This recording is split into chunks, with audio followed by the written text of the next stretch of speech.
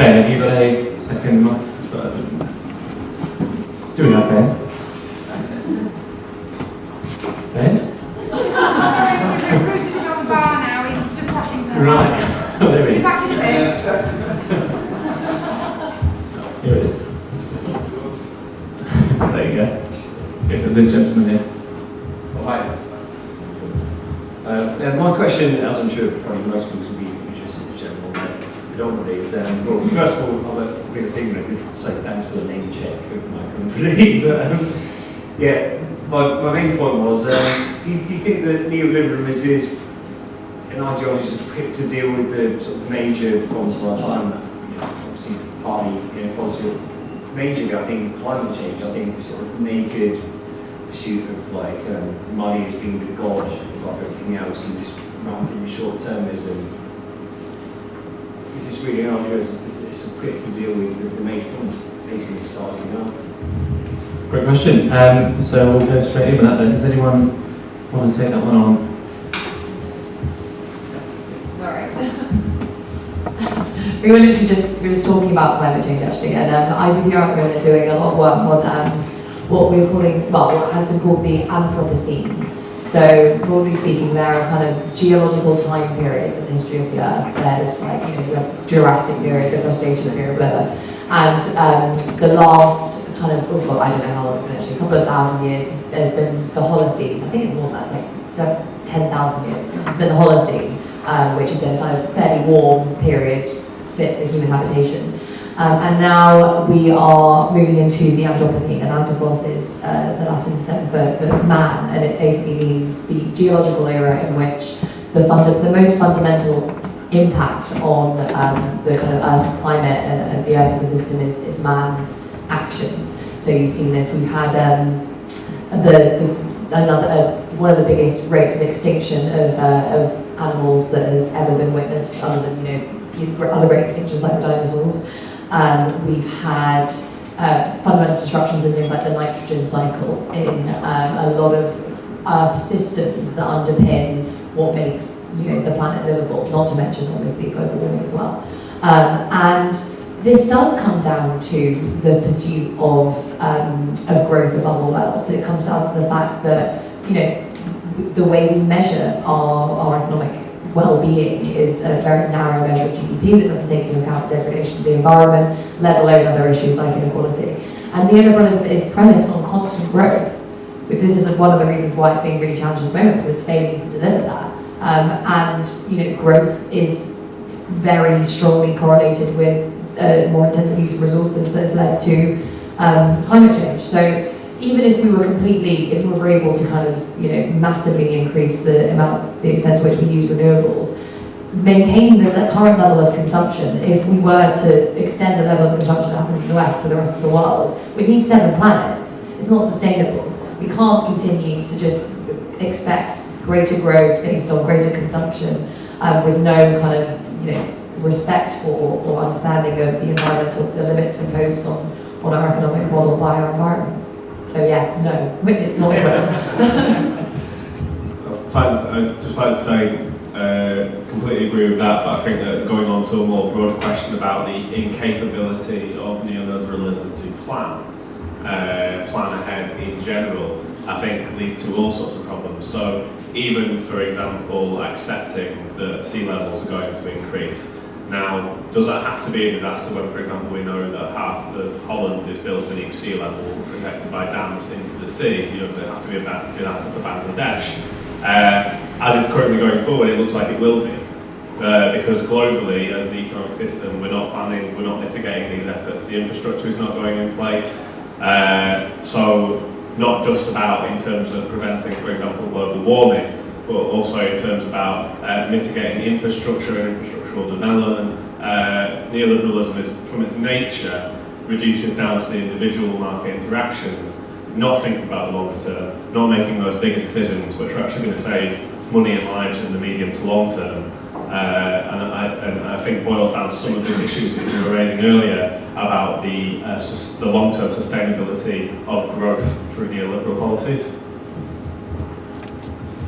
Well, now it's all coming out in the open, isn't it, really? Because, when most people think, I I believe people in the audience think that we don't have enough growth. We've just heard that actually we should have much less of it, less consumption, and so on. Now, I'm surprised, with the greatest respect for this, that somebody who's read politics, philosophy and economics at Oxford can buy the World Wildlife Foundation, which is a £200 million organisation headquartered in Switzerland, and their doctrine it's 7 planets that we need. Actually, their doctrine, which goes back at least 10 years, is 3 planets, and I wonder how they measure that. I mean, what's the units of measurement, as we say in physics, right? Because, are we talking about how much fossil fuels there are, how much animals there are, or, why do we just take on this very vulgar concept that we should consume less with our lovely smart meters, which we can rely upon the government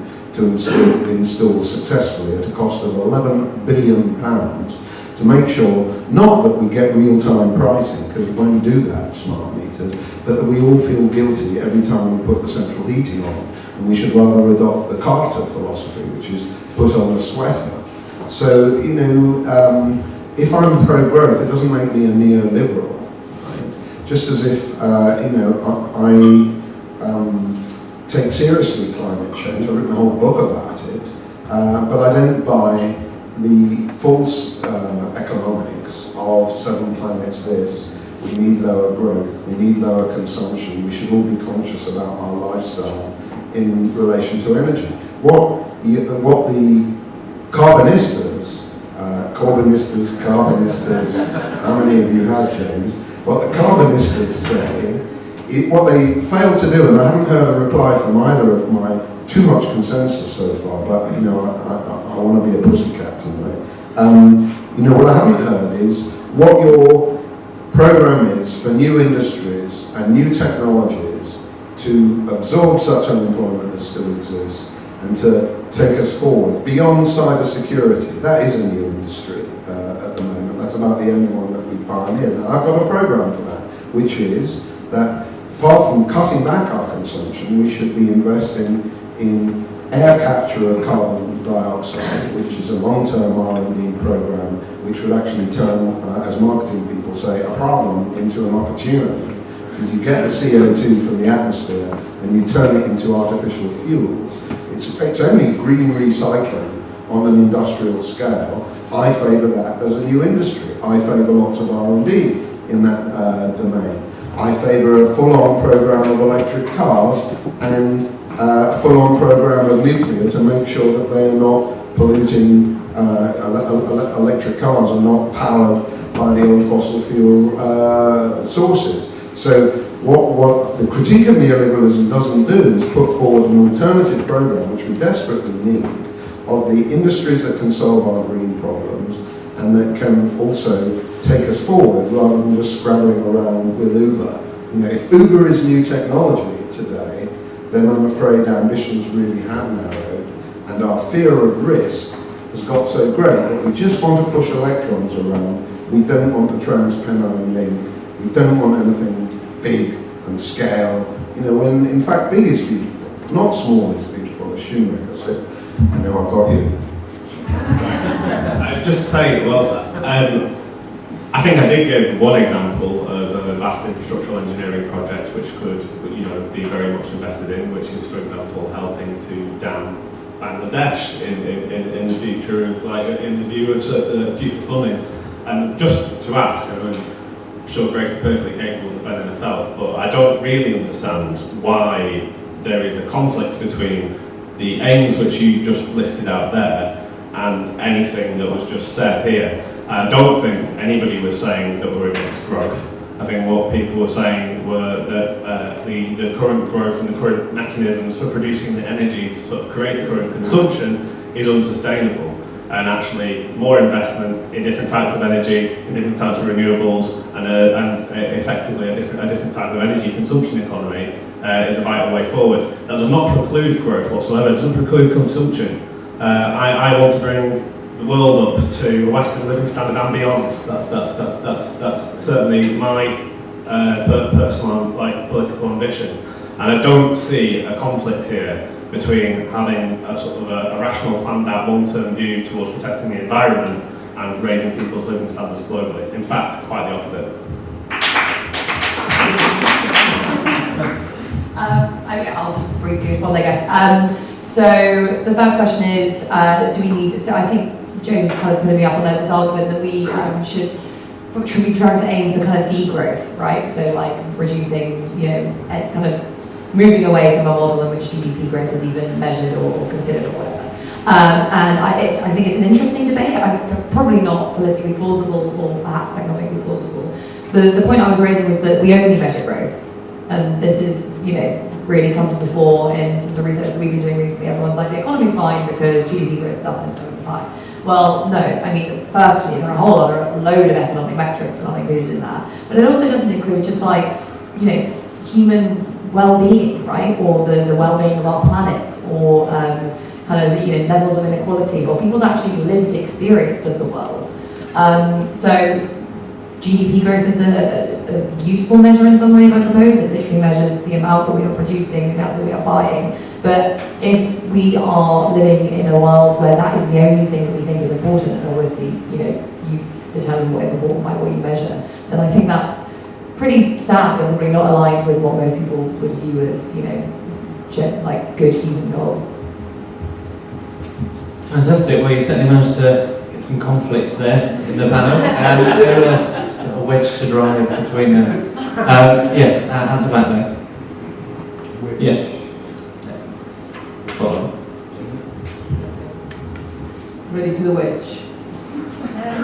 I'd like to ask, is it better to be employed, even with a low-paid job, given the benefits to be gained from so doing, such as regular hours, contact with other people, self-discipline, learning skills, old and new, and the opportunity to apply for a better job when you've acquired some useful experience, given the poor outcomes from generations of unemployed local people in our area historically?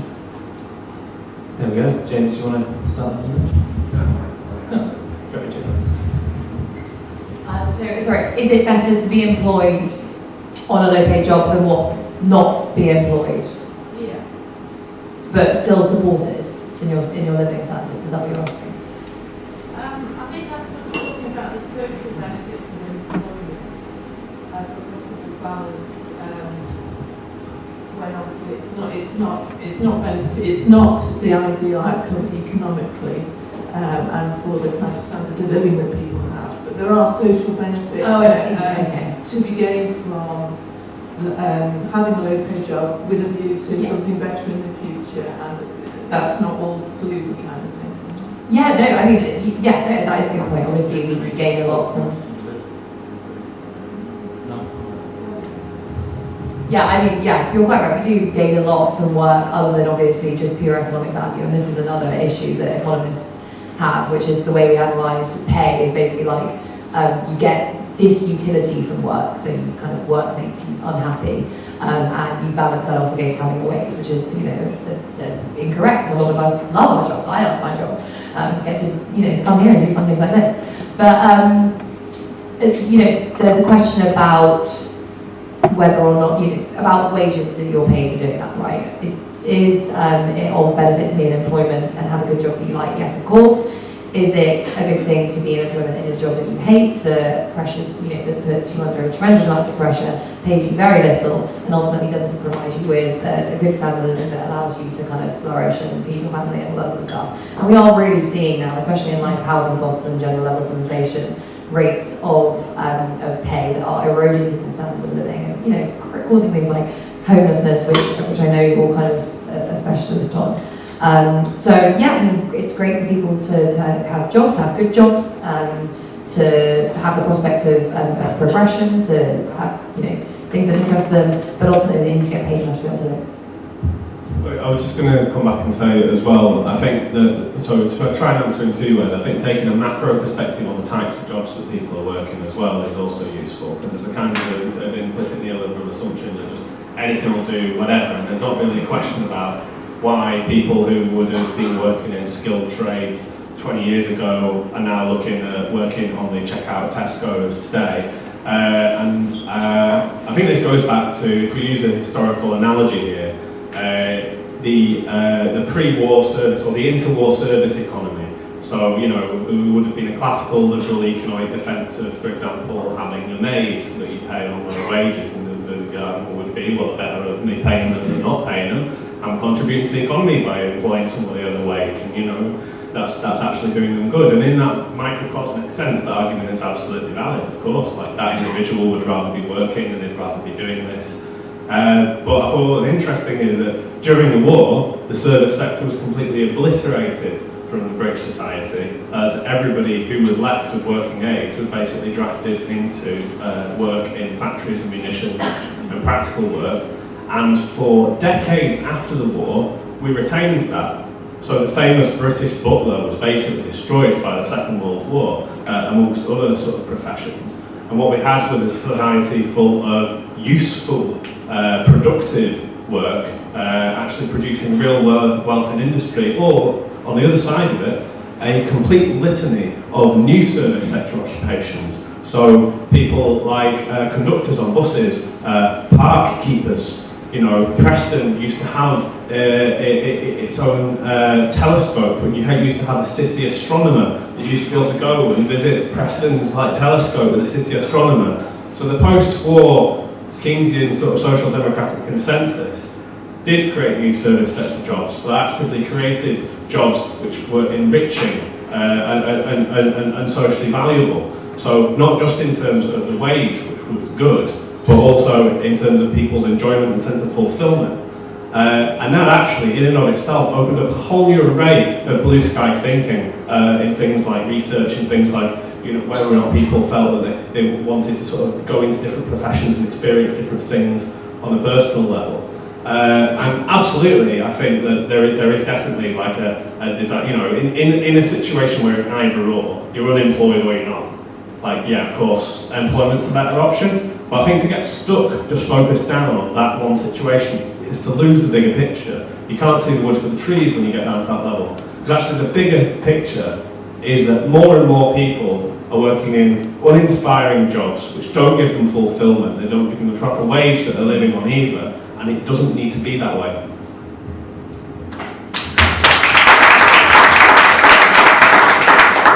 I think there's no disagreement that, you know, half a loaf is half a loaf, really. It's not much cop. In the call that I've made for new industries, I stress that they be high-paying jobs that are in competitive new industries. Just let me outline a few more, which might give us some optimism. Clever pipes. Pipes handle water, fossil fuels, electricity, if BT ever delivers. They go into the bottom of houses and buildings. And if you've ever looked at pipes, you have to be a bit of a saddo to do that. You know, you'll see that they are not all singing, you know, intelligent and all of that. They're rubbish, really, most of them. Not only in the home, but the industrial ones. Medical devices combining with pharmaceuticals and the digital world. Just this week, you'll have seen that that guy who was 15 years, you know, a vegetable, has been woken up by an implant in his head. And there's, you know, the fusion of drugs, IT, and medical devices like inhalers. There's already 50,000 people in this country in medical devices. So let's put that forward. We talk about recycling the carbon in the atmosphere for fuel, but you know, what's happened to graphene? Graphene manufactured in Manchester, 2004. Oh yeah, innovation's speeding up. Who's seen any graphene anywhere? There's none. Nothing's happening there. And yet it could be a whole new industry. Service robots for older people. That means me. I'm in favour of it. And so on. Now, I'm delighted that you didn't react to nuclear reactors, including small modular reactors. But if anybody would like to tell me exactly how many people have died from fracking in the United States, I'd be very happy to buy them a drink. Because I can tell you it's about 10 or 20. Most of the most of the deaths are of cows, and most of the ruckus is about farmers not feeling that they're reimbursed enough. I touched on electric cars, and batteries are part of that. And I think it's time to revive supersonic transport. We want whole new industries with whole new jobs that are exciting, that are well paid, that are secure, that are competitive on the world market. Not because we love competition on the world market, but because we don't want to have everybody doing a labour-intensive regime where you spend all your time like a hamster in a wheel, saving energy and not automating it. We need automation, but we also need durable jobs. We can square that circle, and I think we can, then we're going forward. So I agree, good jobs, better than crap jobs, better than no jobs, right? It's as simple as that. We need a programme for good jobs. Fantastic. So just keen to get as many questions in now. So I think we'll take 3, and if I can ask you and our speakers to be concise with them, we maybe do a few more as well. So from this side of the room, that's right, James. From this side of the room, we haven't had anyone. So should we start over here? Yeah. Yeah, I mean, you just touched on a few of, I think, what are your own ideas for how we can move forward. And something I think you said earlier was that a lot of the ideas for neoliberalism really are old ideas being recycled. And the way that I see the debate at the moment is that to very complex and modern problems, we are in many ways reverting to old ideas on both sides of the spectrum, whether it's left or right. And that perhaps we need more of a revolutionary approach to how we change our economic system and how we approach social good and value in general. And I just wondered, obviously you touched on a few of yours, but what are the ideas that excite you for what comes after neoliberalism or what comes next? My own things like universal basic income and land tax and things like that. But I just wondered, what are a few of yours, and also how do you plan on implementing those kind of things in a world that's really driven by old powers that don't want those things to change and those new industries to emerge? So how do you deal with that? Fantastic question, really great. Gentleman at the back, really stretching. Sorry, I wrote it down. Right. In David Harvey's book, he talks about neoliberalism as a hegemony, dominating culture as well as social, economic, and political policy through the manifestation of individual freedom is common sense. This is currently reflected through liberal discussions on contemporary issues of personal freedom, such as gender politics and censorships, as the focus of liberation shifts from the individual in a market zone to the individual in a cultural zone. Do you think it is really the end of neoliberalism if the left is still so focused on these type of neoliberal culture discussions? Great, fantastic. Yes, sir, I've seen you made hand for a few times. Yeah, I'm still confused about this neoliberalism term. It doesn't make sense to me. Could you, panelists, please expand on 2 issues that you've kind of avoided to explain why neoliberalism as a term is helpful? Firstly, education. So education rapidly expanded in the 80s and 90s. Is this an example of neoliberalism? Because it kind of fits into Charlie's prison industrial complex, where it becomes a head kosh rather than a physical kosh. Secondly, housing. There's a huge amount of demand for more housing. So why throughout the 70s, 80s and 90s has housing not been built? If we've got neoliberalism and if we've got a liberal economy, surely we would have a whole load more houses. Why haven't we? Okay, great. So, does anyone of them stand out to anyone in particular? James is sort of gesticulating about old ideas being recycled. Well, just on that. You raised a very good question now. Does anybody here know what the word Sinn Féin means? Ourselves alone. Right. So the answer to you about housing, and I'm sure you've experienced this yourself, Charlie, and the answer about new industries is only we can put forward an alternative to the old ideas. And of course, I know that you spend most of your time when you're in the pub, because you're in Manchester, discussing South Sea technologies and things like that, right? And lobbying for them at local mass demonstrations, right? All the chemical and biological and mineral wealth that's at the bottom of the sea, just to add another sector that we could go into. But I'm not hearing it from Manchester yet. So the point is, we've got to go out there and argue for that, right? We've got to say there's not enough automation, it's not happening, there's not enough investment, it's not happening. We need to cut a lot of bullshit, like homeopathy, out of the NHS, and start getting serious about something that could make a real difference, rather than something that if you dilute it enough and you get nothing out of nothing, then you'll get something. You know, it's the most irrational theory I've heard. And the prevalence of that kind of doctrine is just something that gives a lie to neoliberalism as an overarching theory. So I'm saying, let's get together, let's debate these new industries, let's put forward a new program. Let's indeed, I take your point, Charlie, and I'm sorry if I got it wrong, let's indeed do some climate change adaptation in Bangladesh, build new ramparts. Don't make the mistake that the US Army engineers made with Katrina, when they just didn't defend New Orleans against bad weather events, right? Let's go forward with that and articulate a positive, high-tech vision, which is not what we hear from left and right. You're entirely right about these old ideas. So ourselves alone are the people we can rely on.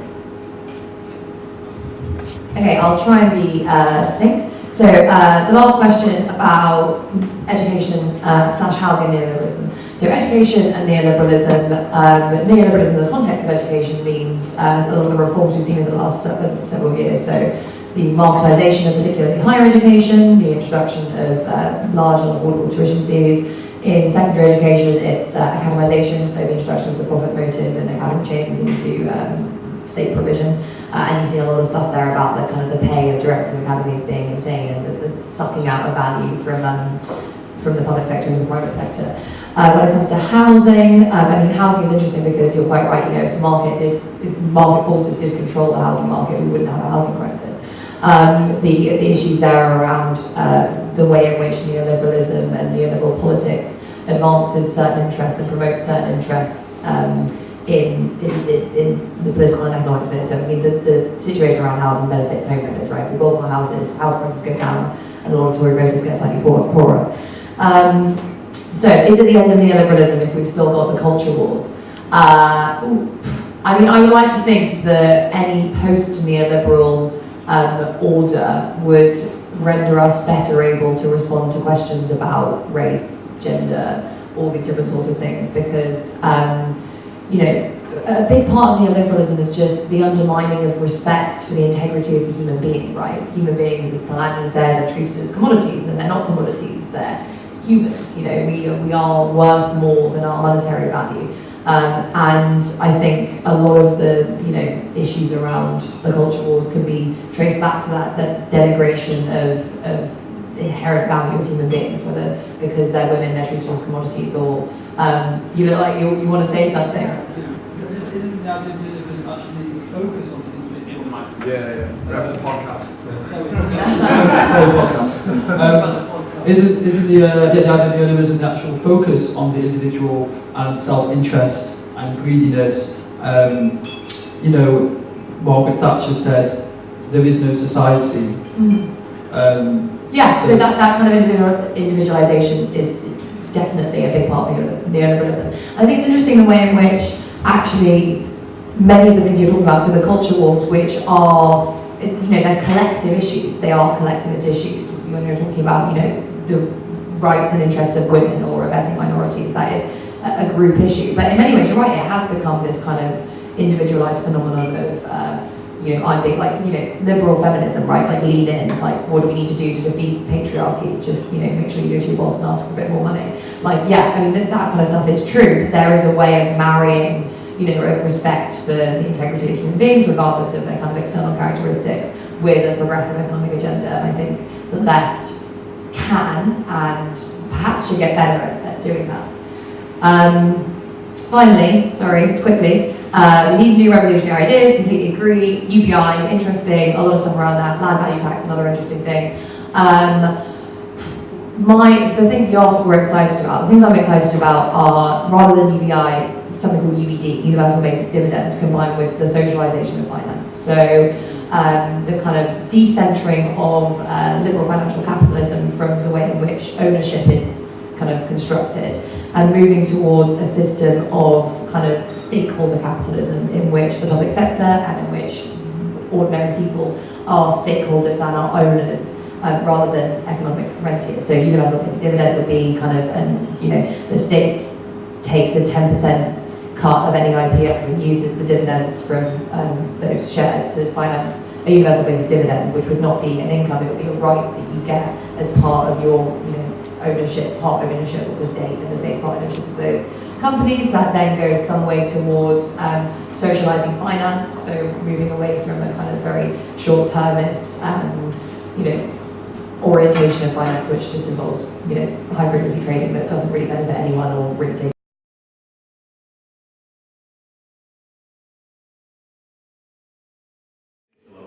on any given area of policy. However, it is still somehow the ideology of those making the decisions. I can give you sort of various theories as to why, but I'm as flabbergasted as anyone sometimes. The fact that these philosophies keep on getting trotted out in the face of direct contradictions. What I would say in terms of some of the specific questions is that the education issue absolutely has been a marketisation of education, has been an increase. But if we're talking about, for example, the increase in education involvement of people, again, if we go back to the post-war period, and obviously that wasn't to do with neoliberalism. But I wasn't just trying to literally draw sort of a straight line between, demand for prisons as being the same as demand for education. The purpose of talking about the prison industrial complex was to talk to the perverse antisocial side effects of the introduction of a market mechanism into the concept of law and order and justice, and the perverse side effects of basically creating, in the name of individual liberty, powerful, unaccountable corporations capable of lobbying politicians to do things like increase sentence lengths. These are all sorts of strange, twisted sort of aberrations that emerge from basically what is an innately incomprehensible neoliberal framework, which simply does not work. I think the point I was trying to make initially was precisely that. It doesn't make sense as a term, yet it is very important. Sorry, could you remind me just of your question a little bit? Sorry, podcast. Basically, David Harvey, right, describes neoliberalism as a hegemony. So, as well as economic domination, political domination, social domination, it's also a cultural domination. The idea of the individual being free, and basically how this is sort of reflected in contemporary debates within the left. For example, surrounding gender politics, the free gender or censorship. So people wanting to be free to express opinion in a safe space. And then I said, is it really the end of the line for neoliberalism if the left is still so focused on these culturally neoliberal conversations? Well, in answer to that, I think that's a very pertinent question. But what I would say is that the rise of individualism, I would mark from before and unconnected to the rise of neoliberalism. I think that neoliberalism probably benefited from the rise of individualism, but I think that the rise of individualism arose from the breakdown of working class collectivity in the 1950s and 60s through the development of, Hobsbawm would have it that a working class with more consumer capital were able to start defining themselves in terms of consumer identities as opposed to working class collectivity. This is materialist analysis of how individualism managed to rise in the 1960s, sort of as a product basically of material wealth. And I think there's probably a lot of truth in that. And as well as that, I don't want to use the word collectivity like I've got some sort of romantic notion of it. I think there were problems with some of the cultures which came before, and the new individualism brought problems with it as well, but also solved some of the old problems as well.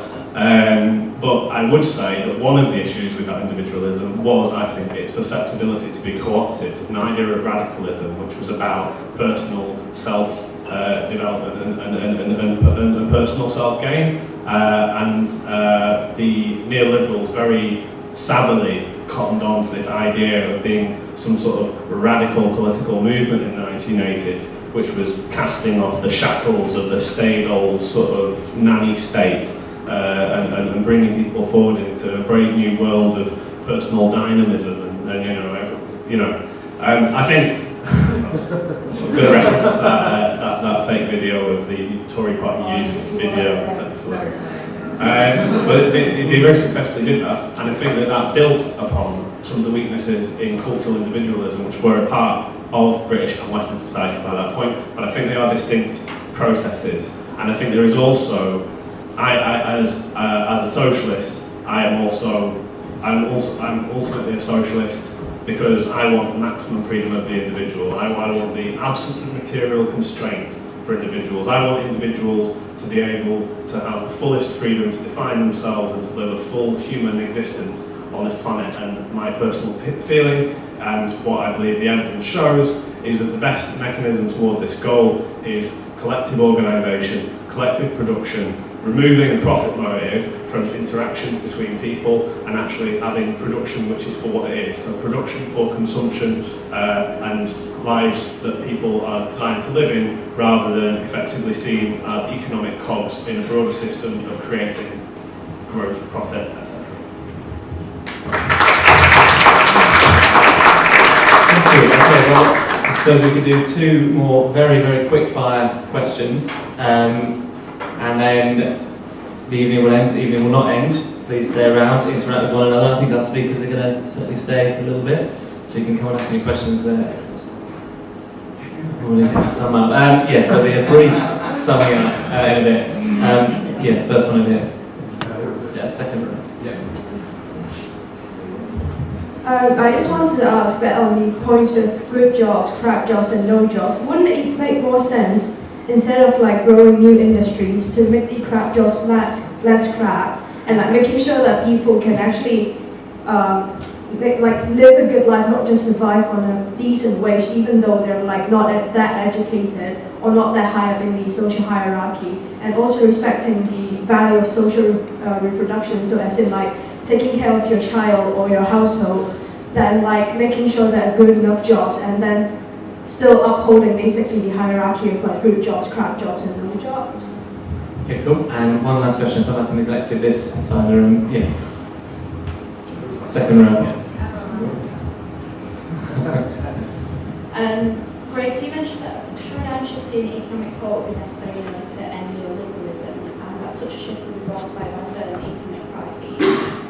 Linking that to what Charlie said regarding the pervasive neoliberal values which permeate throughout all levels of society, would those economic crises be enough to cause a shift in that thought amongst everyone, or would it take sort of a humanitarian crisis for those who are not economically minded to, get rid of those thought processes? If so, what sort of humanitarian crisis? And are they one and the same? Would one cause the other at the natural consequences of each? Okay, great. Well, two great questions to end up on. If you want to take them on and then make a brief final statements, that'd be great.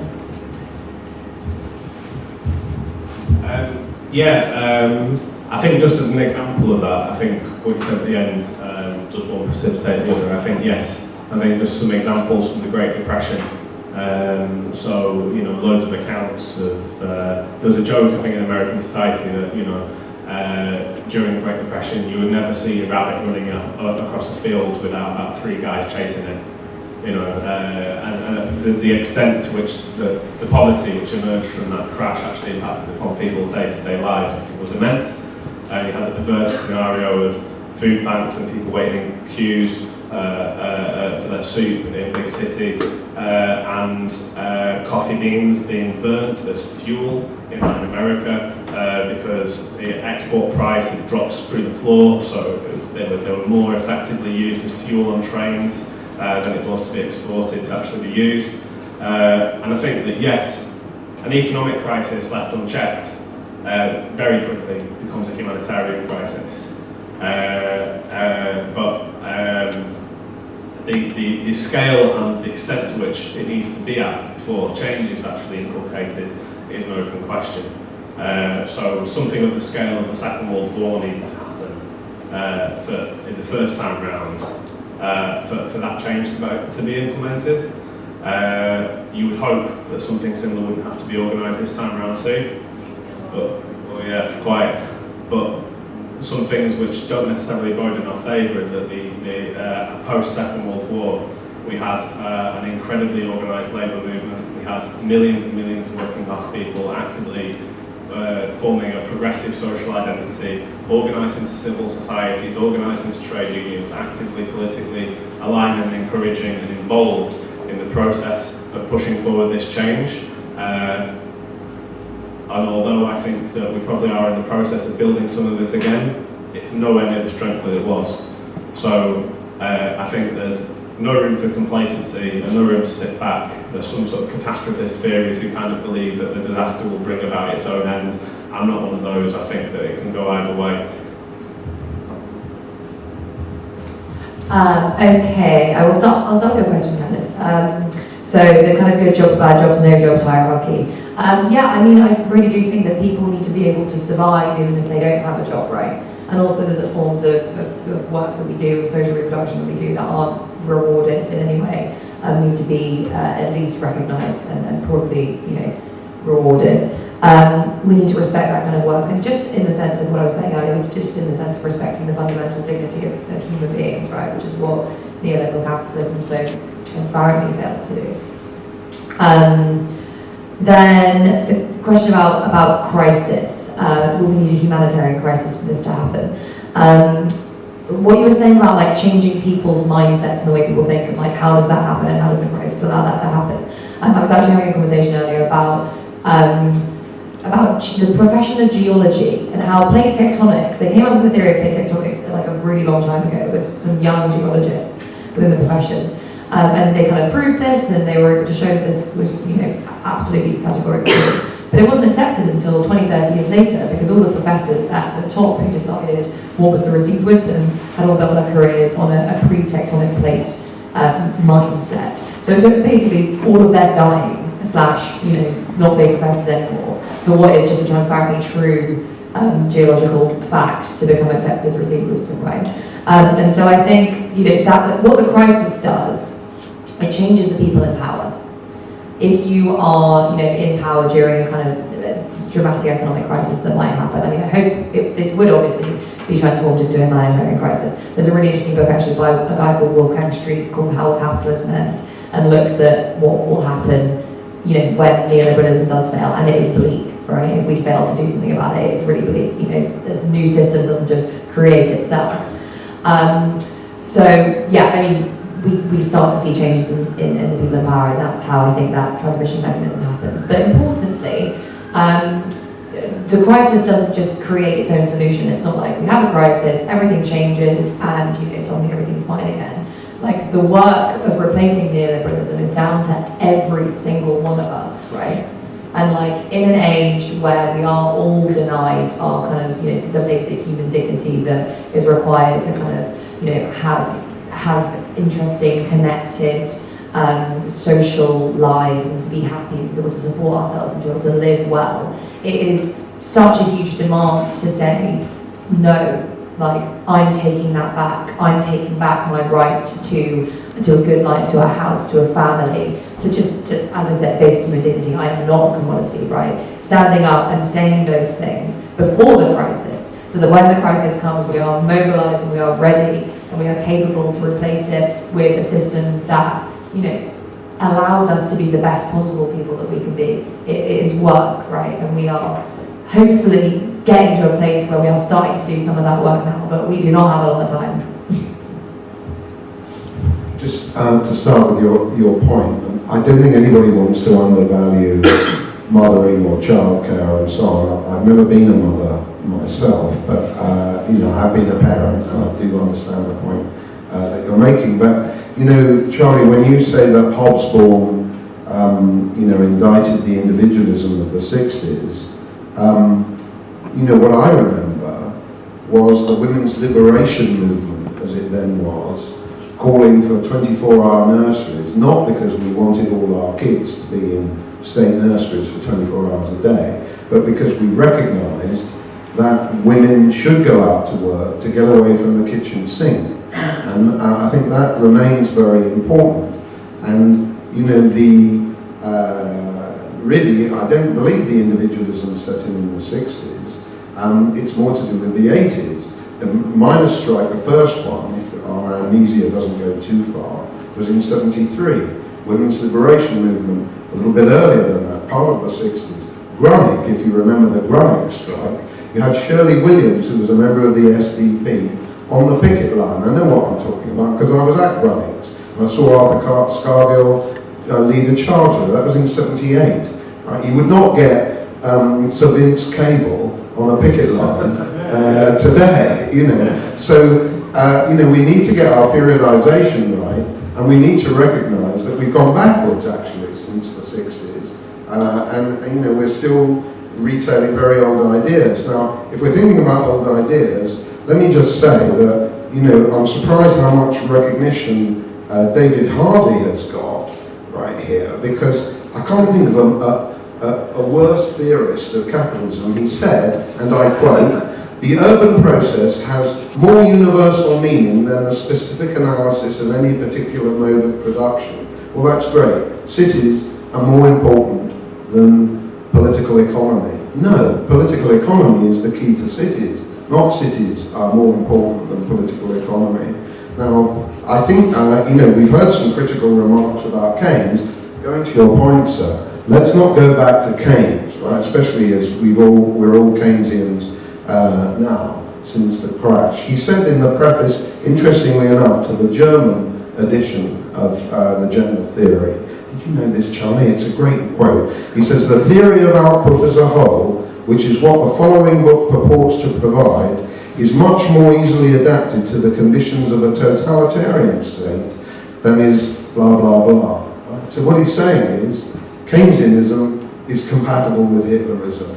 That Hitler put Keynes into practice with the motorways and the autobahns and so on. I didn't say that, he said that. So let's be sure that in any new theory that we have, I disagree on UBI, I disagree on UBD, but whatever we do, let's not go back to Keynes. What's been so refreshing about tonight, and I hope it's one thing we can agree on, is that there's been such terrific free speech. And that's something that we need more argument and more heat, because out of that will come light. Right? If anybody wants to call me a tosser, it's fine. It's about as savoury and as convincing an argument as neoliberalism and its critics. Right? But if they want to call me that, it's fine, because out of that we can come to clarity, and we desperately need that now. Well, let's do a round of applause for I don't know what I would do back then, so I can't believe myself, so thank you, James.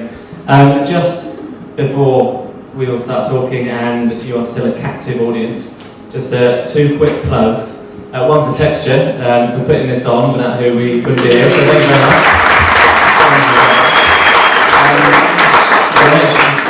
Signalling. If you can, just a couple of quid. We do have running costs, we'd like to keep them free, but we'll put this up there with that, so you can.